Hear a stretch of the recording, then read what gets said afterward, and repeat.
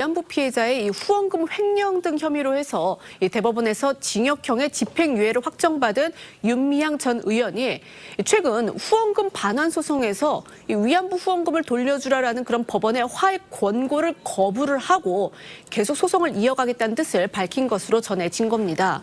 윤 전 의원이 이 후원금을 횡령했다는 의혹은요, 2020년 5월 이 위안부 피해자인 이용수 할머니가 처음 제기를 했었습니다.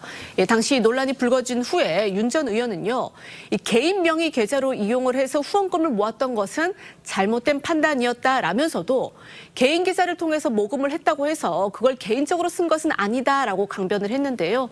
당시 이용수 할머니 목소리와 함께 윤 전 의원의 목소리도 들어보시겠습니다. 지금은 무슨 권리로 위안부 피해자를 만두의 고용으로 사용했습니다. 속이고 이용하고 제주는 고매하고 돈은 떼살림 받아먹었습니다.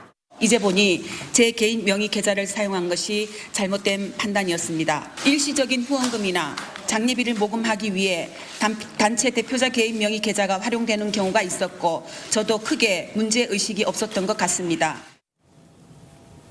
하지만 윤 전 의원은 위안부 피해자들을 위해 모금된 돈을 고깃집과 삼계탕집, 과자점, 마사지숍에서 쓰거나 개인 교통 과태료 납부에 사용한 게 드러났고요. 검찰은 2020년 9월 윤 전 의원을 업무상 횡령, 사기 등 8개 혐의로 재판에 넘겼습니다. 일부 후원자는 횡령 논란이 불거졌을 당시 윤 전 의원과 정대협을 상대로 기부금을 돌려달라며 2차례 소송을 내기도 했는데요. 다만 윤 전 의원의 형사재판이 진행되는 동안 후원금 반환 소송은 서울 서부지법 등에 계류돼 있었습니다.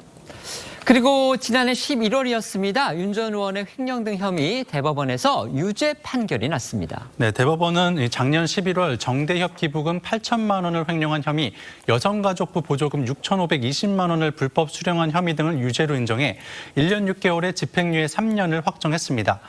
윤 전 의원의 유죄가 확정되면서 후원금 반환 소송이 계류돼 있었던 서울 서부지법 재판부는 올해 1월 15일 윤 전 의원 측에 원고들이 반환을 청구한 기부금을 모두 돌려주라는 내용의 화해 권고 결정을 내린 건데요. 이 소송을 낸 후원자 2명은 각각 49만 원, 71만 원을 기부했는데 윤 전 의원 측에 이를 반환하라고 한 겁니다. 하지만 윤 전 의원 등이 법원에 이의 신청이라는 걸 지금 제기해서 이런 일이 벌어진 겁니다. 네, 이 지난 1월 말 이 받은 기부금을 돌려주라는 이 법원 결정에 불복을 해서 이 법적 다툼을 계속하겠다는 그런 뜻을 내비친 건데요. 이에 대해서 원고 측, 그러니까 후원자 측의 이 김기훈 변호사는요, 후원금 횡령 관련 혐의와 이 사실관계는 대부분 대법원에서 밝혀졌는데도 돈을 돌려주지 않겠다는 이유를 모르겠다고 전했고요. 이 사건의 첫 변론은 다음 달 24일에 열릴 예정입니다.